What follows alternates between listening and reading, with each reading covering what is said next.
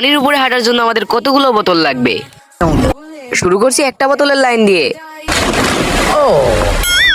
দুইটা লাইন বোতলের। আমরা লাইন ডবল করে দিছি যাতে মোটা ভাই তাড়াতাড়ি যেতে পারে। যাও।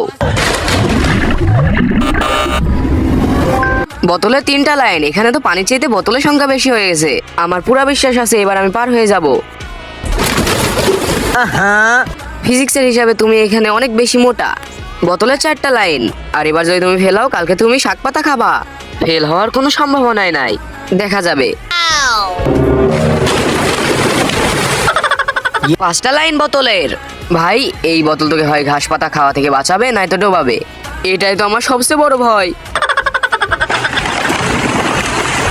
মোটা ভাই অনেক দূর পর্যন্ত চলে গেছিল, তাই আমার মনে হচ্ছে এইটা অসম্ভব।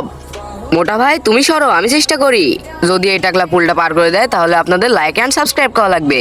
শুরু হয়ে যাও। সাবস্ক্রাইব।